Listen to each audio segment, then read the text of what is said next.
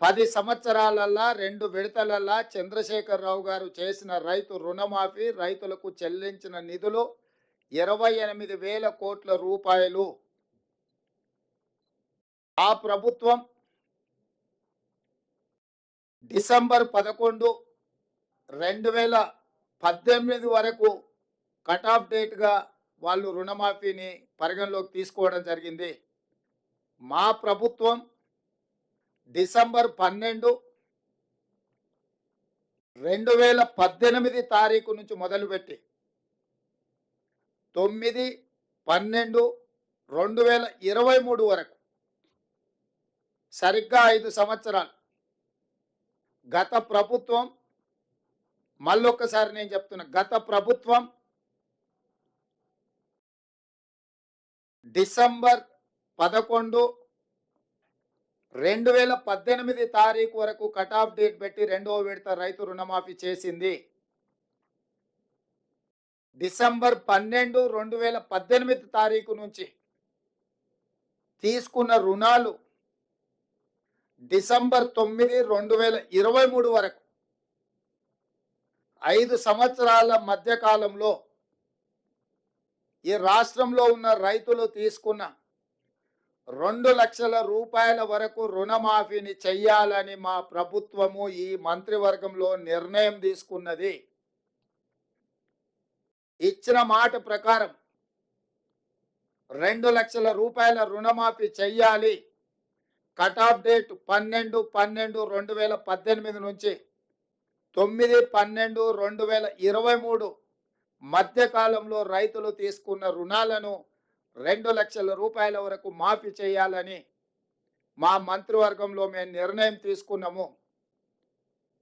ఈ రుణాలు మాఫీ చేయడానికి దాదాపుగా 31,000 కోట్ల రూపాయలు అవసరం అవుతున్నది.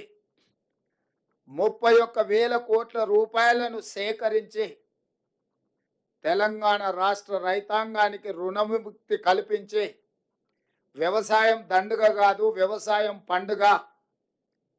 ఈ ప్రభుత్వం, ఈ ప్రజాపాలన రైతు సంక్షేమం, రైతు రాజ్యం ఒక సంక్షేమ రాజ్యంగా, అభివృద్ధి రాష్ట్రంగా ముందుకు తీసుకెళ్తామని సంపూర్ణమైన విశ్వాసం, భరోసా కల్పించడానికి ఈరోజు మా మంత్రివర్గం నిర్ణయం తీసుకున్నది.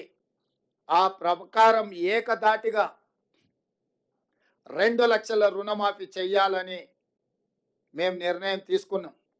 గత ప్రభుత్వం రుణమాఫీ 1,00,000 రూపాయలు చేస్తామని, 4 విడతలని, వడ్డీలు చెల్లిస్తామని రకరకాల ప్రకటనలు చేసి వాయిదాల మీద వాయిదాలు వేసుకుంటూ రైతులను, వ్యవసాయాన్ని సంక్షోభం వైపు నెట్టేసి రైతుల ఆత్మహత్యలకు కారణమైంది.